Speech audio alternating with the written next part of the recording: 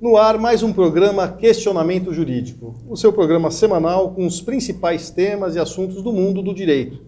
Acesse o nosso site www.bcctelevision.com. Lembrando que este programa é produzido e exibido pela BCC Television. E hoje o tema do dia é provas no direito do trabalho. Quais são as principais provas? Quais são os principais tipos de prova? Como é que se dá a formatação, a produção dessas provas no dia de hoje? Eu converso com o professor universitário e advogado, doutor Douglas Marcos. Doutor Douglas, muito obrigado pela presença aqui conosco. Eu agradeço, doutor Marcelo, agradeço também a BCC Television, né, pela oportunidade. Espero estar aí contribuindo, enriquecendo por esse brilhante programa aí que muito contribui a toda a sociedade, aos acadêmicos, ao público neste ramo do direito. Muito obrigado. E doutor, qual a importância da prova no processo do trabalho? Olha, eu digo até as provas no processo de trabalho, eles acabam assim sendo muito importantes para a decisão, para formar a convicção do magistrado, do juiz. Então ela acaba decidindo um processo. É a prova quem vai efetivamente decidir um processo. E em relação aos tipos de prova, quais são os principais tipos de prova, o que se costuma produzir num processo trabalhista, a título de prova? Nós temos dentro do direito processual trabalhista os principais tipos de prova, né, que seriam aquela prova documental, que é o documento, né? Por exemplo, é o cartão de ponto, são os demonstrativos de pagamento, né? Onde está ali que a hora extra foi paga corretamente, né? Inclusive com seus reflexos, descanso semanal. E temos também a prova oral, né? Que ela é uma das principais provas, que inclusive tem o poder de invalidar, infirmar aquela prova documental. Por exemplo, se a testemunha acaba dizendo que o cartão de ponto, os controles de ponto eram preenchidos de forma incorretamente pelo superior, inclusive, ou que o sistema permite uma manipulação onde são subtraídos horas extras, né? E só um parêntese aqui, acredito que há uns 2 anos atrás, né, venceu o prazo para ser implantado neste ponto de horas extras o sistema eletrônico, né, ou aquele biométrico, ou que ele seja um cartão de ponto. Também existia essa possibilidade, mas não ser assim da forma que a empresa quer. Uma quer um caderno, a outra tem um sistema X. Não, esse sistema de ponto tinha que ser homologado, né? E aí, para ter o quê? Maior credibilidade, inclusive segurança para o empregado, onde sairia aí um comprovante, ou no caso do cartão de ponto, voltaria-se como aquela antiga chapeira nas fábricas, né? Onde ele pega o cartão, que ainda vende em papelaria, e está lá, mas é o próprio empregado que acaba marcando, né? E aí, voltando à questão da prova oral, ainda é uma prova muito importante, eu digo que é a mais importante no direito do trabalho, porque ela vai, inclusive ela tem o poder de infirmar a prova documental. Temos a prova técnica, né, que muitas vezes ela passa a ser até irrefutável em relação ao conhecimento das partes e do próprio magistrado que vai ali decidir aquela lide. Por quê? Porque ela passa a ser especialista, né? Ela passa a ser assim produzida, né, realizada através de um especialista chamado perito, né, que é um expert, o perito judicial, né? Então nós temos ainda sub-ramos, né, da perícia técnica, né? E daí vem o nome, porque ela é técnica. Então nós temos engenheiros, né, principalmente engenheiros do trabalho. Nós temos, para apurar, um exemplo lá, um adicional de periculosidade ou de insalubridade.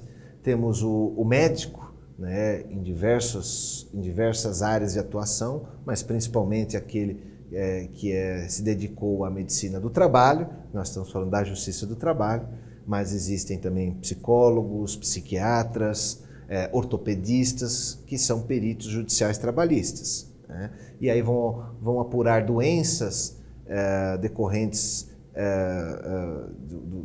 do trabalho, né? E até sequelas decorrentes advindas aí de um acidente de trabalho, entre outras, né? Hoje se fala até inclusive doenças psicológicas, né? Isso vem avançando, a justiça vem avançando, aonde busca se estabelecer nexo, né? De causalidade entre aquela doença psiquiátrica ou psicológica em relação ao ambiente ou um eventual assédio sofrido, doença psicológica, que é um mal aí do século, sem dúvida, né? E que eu defendo de fato que existe, porque já acompanhei muitos casos.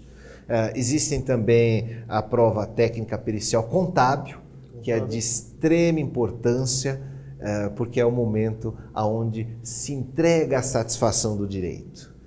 Então nós temos ali, se tira do papel, né, daquela petição, daquelas laudas, né, e a gente fala papel, mas hoje tudo virtual, né, 99% hoje da justiça do país inteiro, ela está no ambiente virtual e, curiosamente, né, doutor Marcelo, um dos primeiros estados assim foi o estado do Nordeste, ou foi a região do Nordeste, foi o estado do Aracaju, de Sergipe, né?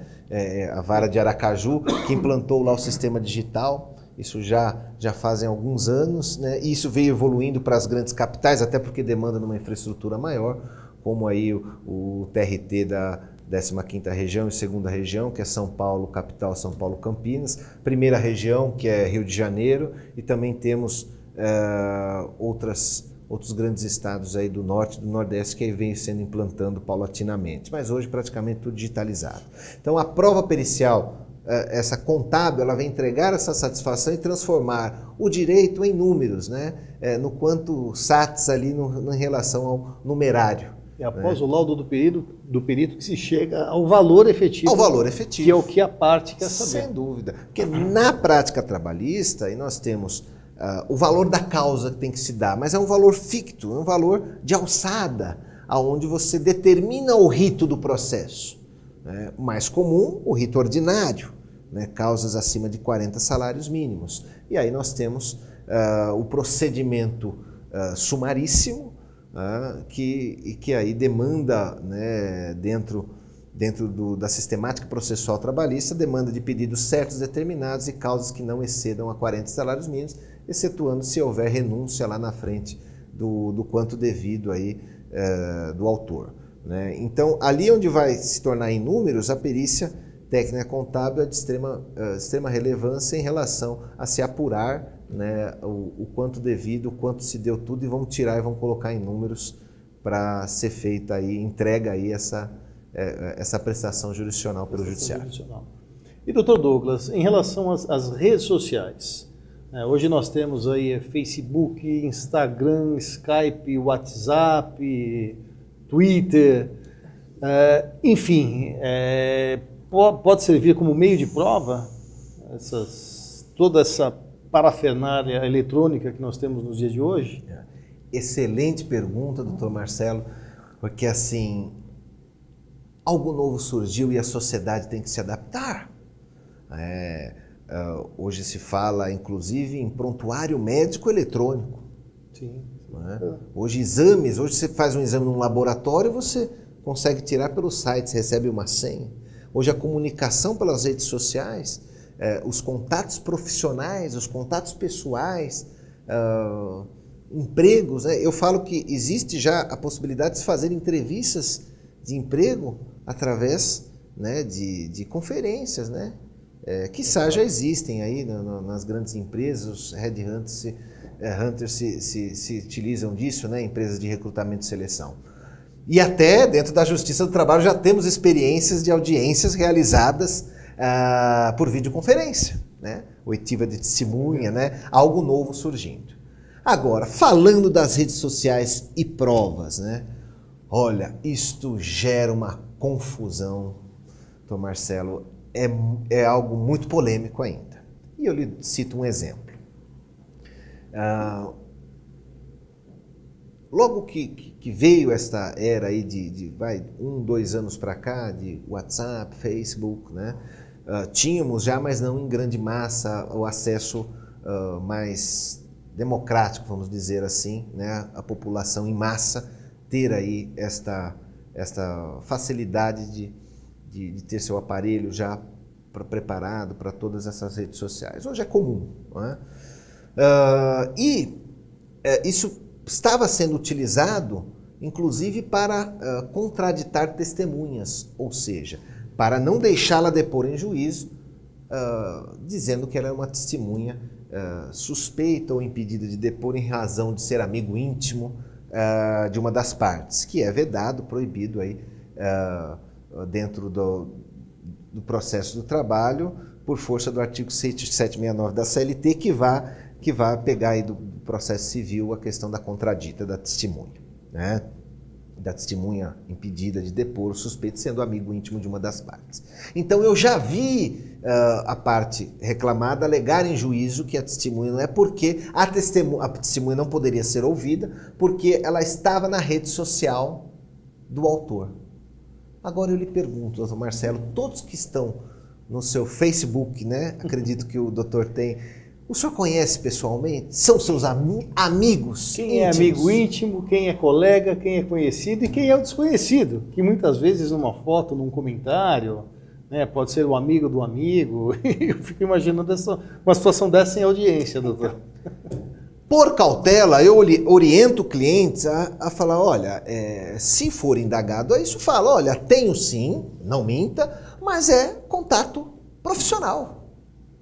Ah, mas está lá amigo.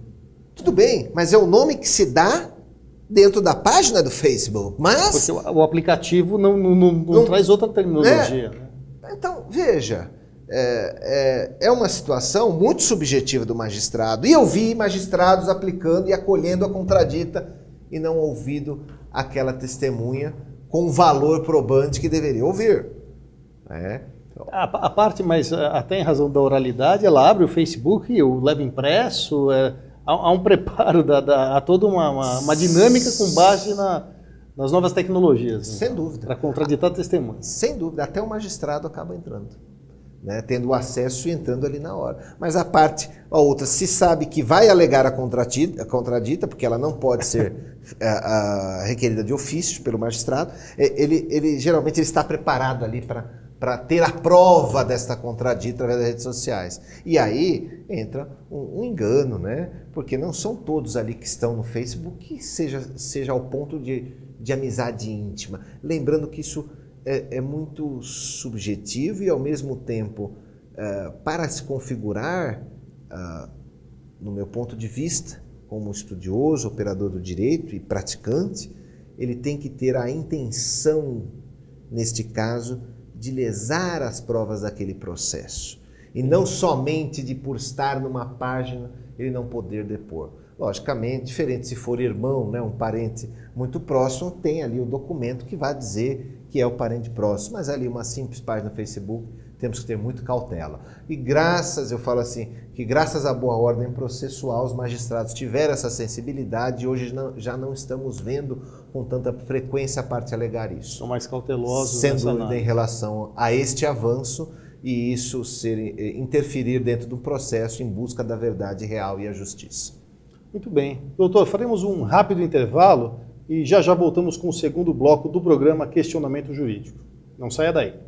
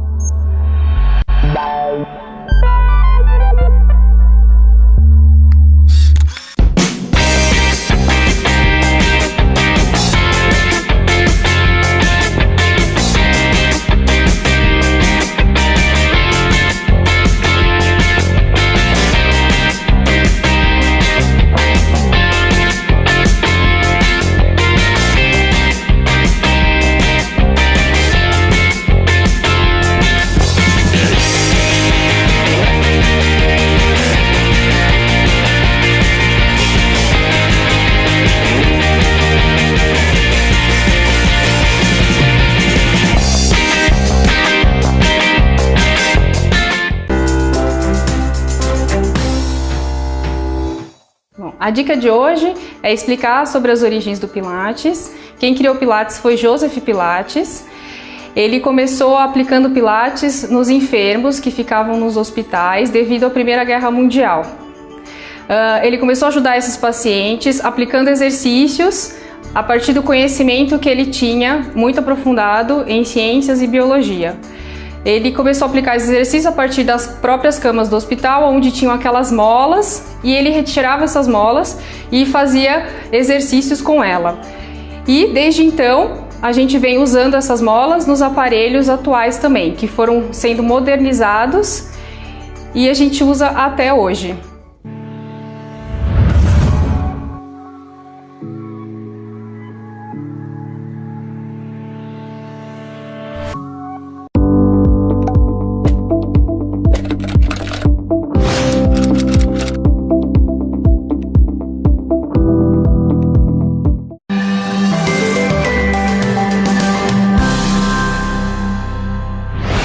A dica de hoje é sobre autoconhecimento. É importante investir em autoconhecimento, designar esforços para conhecer a si mesmo e suas emoções, para descobrir suas qualidades, descobrir suas capacidades, bem como os seus defeitos e pontos que podem ser melhorados para lhe tornar ainda mais competitivo. É ainda poder conhecer o mundo ao seu redor. Por isso é importante o feedback das outras pessoas, o retorno das outras pessoas sobre o seu comportamento, para que você possa comparar a imagem que você percebe sobre si mesmo e faça uma analogia sobre a imagem que os outros fazem sobre você. Assim você vai poder realizar todas essas coisas e as chances de ter sucesso na vida e também no aspecto profissional só tendem a aumentar.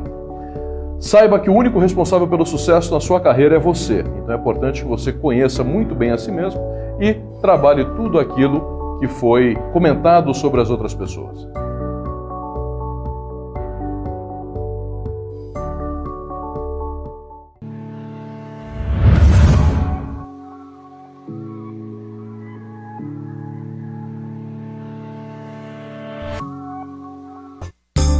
Oi pessoal, boa tarde, boa noite, bom dia. Eu sou o Ralph Peter, que tenho o prazer de apresentar toda quarta-feira às 19 horas o programa Livros em Revista aqui na bcctelevision.com, uma empresa que nasceu para levar até vocês todos muito lazer, bastante cultura e principalmente bastante bem-estar. Então não se esqueçam, eu conto com vocês. Toda quarta-feira, 19 horas, programa Livros em Revista e a emissora BCC Television. Até já. Olá, eu estou aqui para lhe apresentar Drogas, o Início do Fim, de autoria do Dr. Bernardo Campos Carvalho, advogado criminalista com mais de 35 anos de experiência na área. Sabemos que a informação é a maior prevenção. Esta obra é uma ferramenta muito importante no combate às drogas, rica em conhecimento, informação e com depoimentos de ex-usuários que já sentiram na pele o sofrimento do vício. O livro tem por objetivo mostrar que há sempre uma saída. Basta querer e jamais perder a esperança. Adquira já Drogas, o Início do Fim e invista em sua vida e na vida de alguém que você ama e que precisa de ajuda. Você só tem a ganhar. Vamos combater este mal. Juntos podemos salvar vidas, salvar famílias. Pense nisso.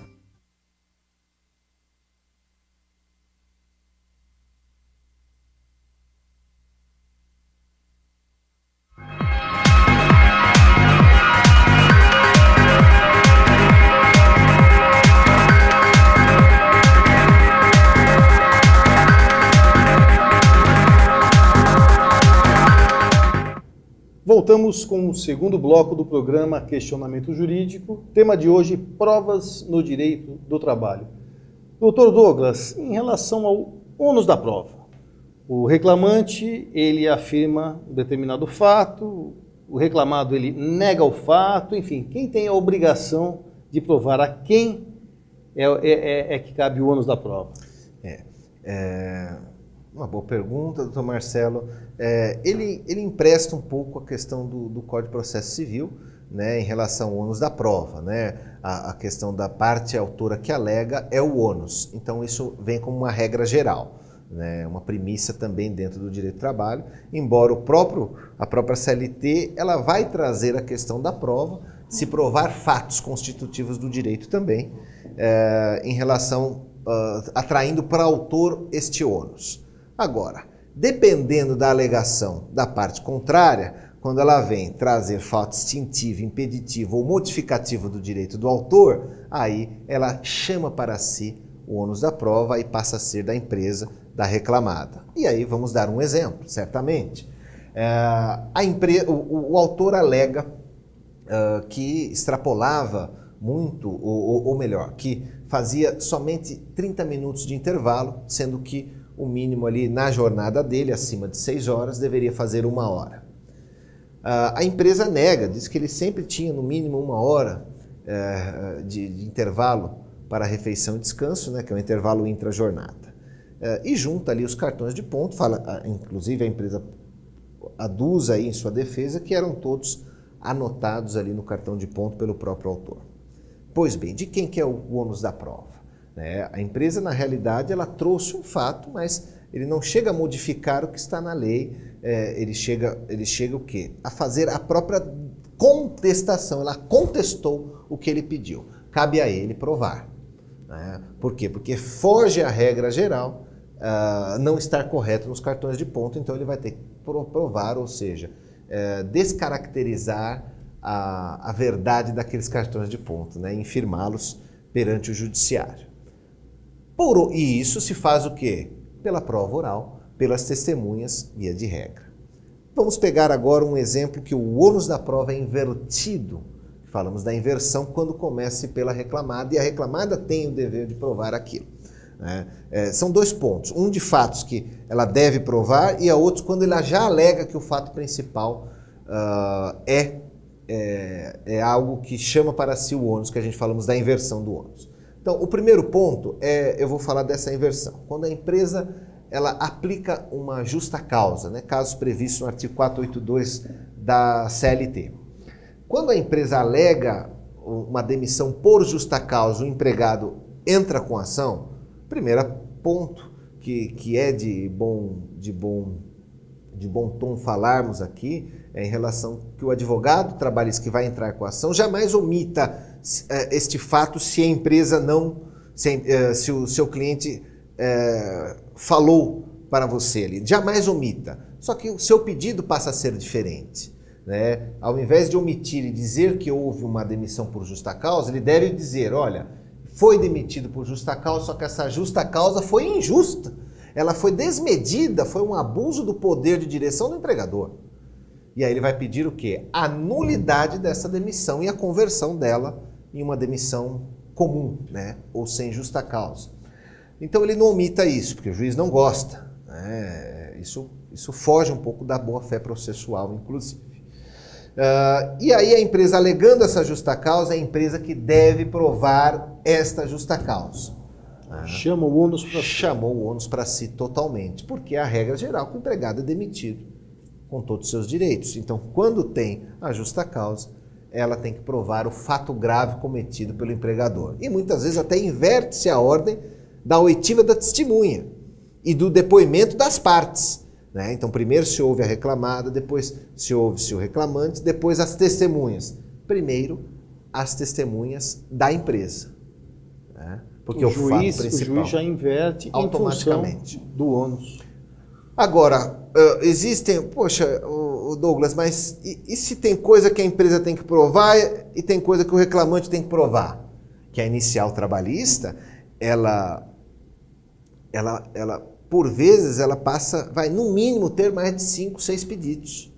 Dificilmente, raramente se vê uma inicial trabalhista com 2, 3 pedidos. Sempre passa de 5 pedidos. Às vezes eu saio do escritório, às vezes iniciais lá com 15 pedidos, 20 pedidos. Por quê? Há uma complexidade, há uma relação. Às vezes o empregado trabalhou por anos numa empresa e passou por vários setores e vários cargos e vários...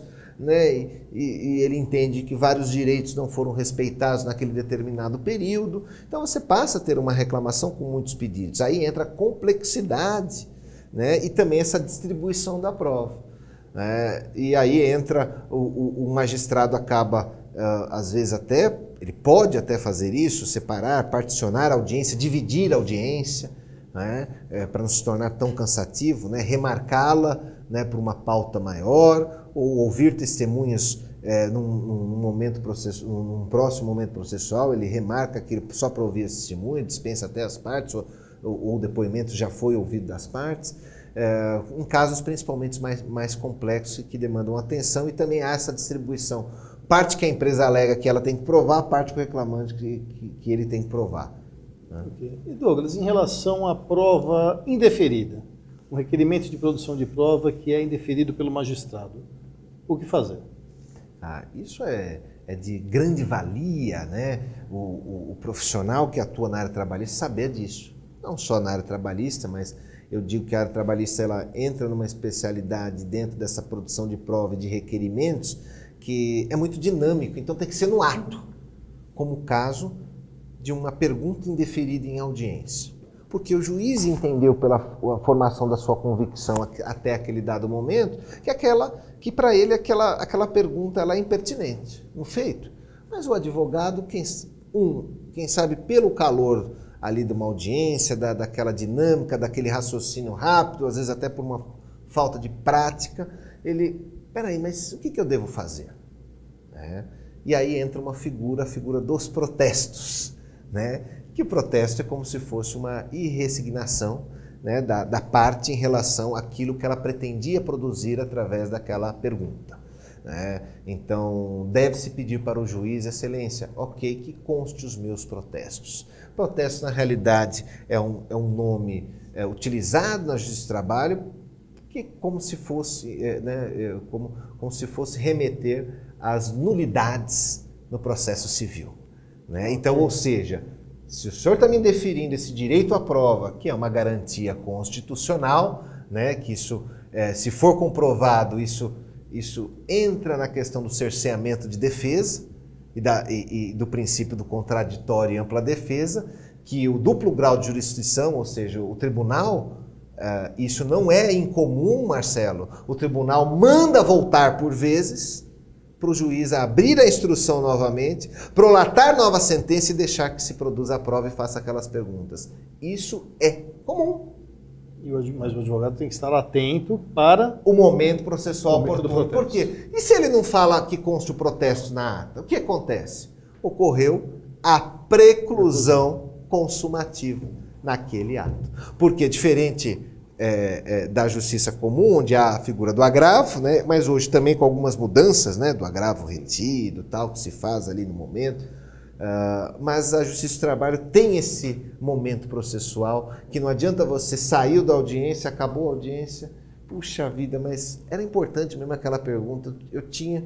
Não, como que você vai depois demonstrar a sua indignação ou resignação em relação à prova pretendida produzir para o juiz ad quem, que é o duplo grau de jurisdição, sendo que lá não existe a oralidade, só tem um papel. Você vai dizer, olha, seu juiz, essa prova é importante, a juíza não fez constar. Doutor, mas espera aí, no momento adequado o senhor se insurgiu?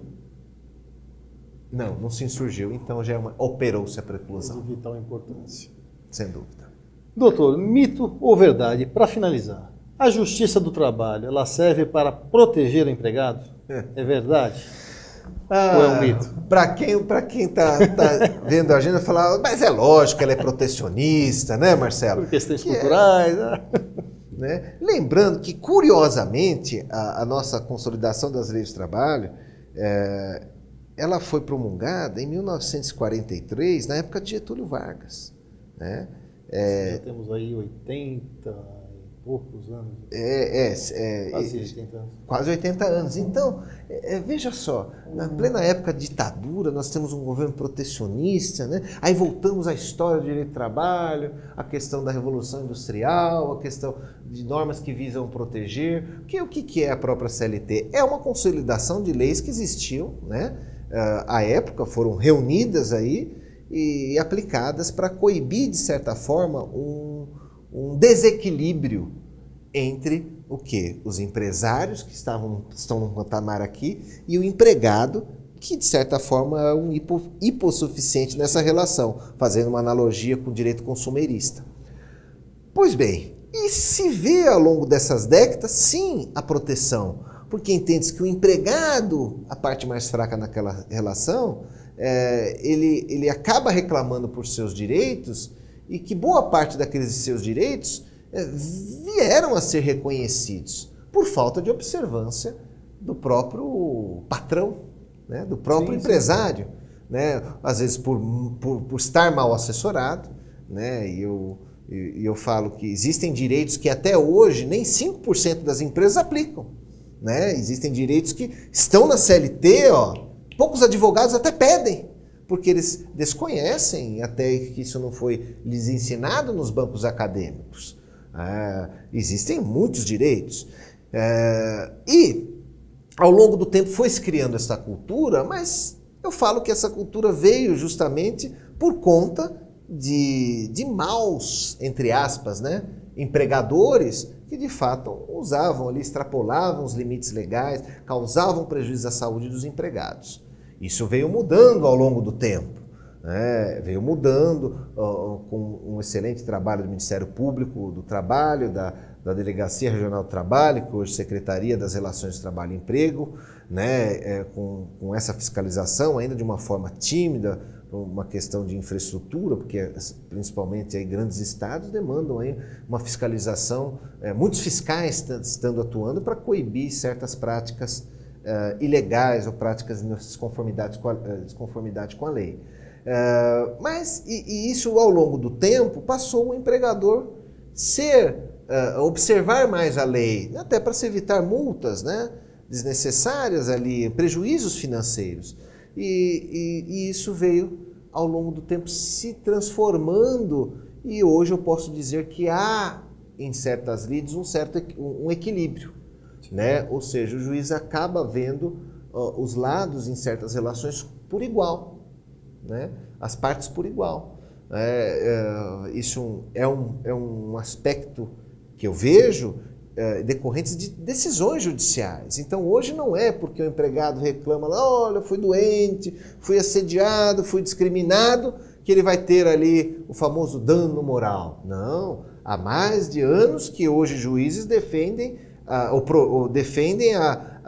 o pedir por pedir, alegar por alegar, né, ou a indústria do dano moral. Não, nem tudo é dano moral, nem tudo causa um prejuízo, né? Existem vários artigos, inclusive, sobre isso, né? Mas existem aqueles direitos, existem aqueles fatos que ensejam sim, né? Mas hoje um pouco menos, né, devido até às condenações que empresas que acabaram violando direitos de empregados ou tendo situações aí dentro do ambiente de trabalho e tiveram uma grande fiscalização, multas, e a Justiça do Trabalho também com sua mão pesada. Então hoje eu vejo, Marcelo, sendo objetivo aí numa questão, né? Hoje ela não é mais protecionista como era antes, mas não porque ela deixa de ver o trabalhador como trabalhador, mas não, até porque o trabalhador tem mais conhecimento, hoje ele exige mais do patrão. Né? Hoje ele sabe que ele tem que ter um intervalo de 1 hora, hoje ele sabe que não existe contrato de experiência sem registro em carteira. Né? Hoje ele sabe. Ele tem informação. Ele tem a informação, e a informação é o poder. Né? A informação é o conhecimento, a informação é o poder. A pessoa tem capacidade de argumentação e dizer, olha, peraí, mas este é meu direito. Né? E aquele empresário, muitas vezes, ele precisa da mão de obra, quer dizer, na realidade, ele precisa de mão de obra. Né? Então não é porque aquele empregado, e eu falo isso em palestras, e às vezes em sala de aula também, com colegas, eu falo, poxa, não é porque você está ali, empregado, que você tem que ter medo, inclusive, de se valorizar, né? De ir lá e falar, olha, podemos melhorar nisso, olha, o nosso contrato foi esse, mas olha, está acontecendo isso que está um pouco desvirtuando o que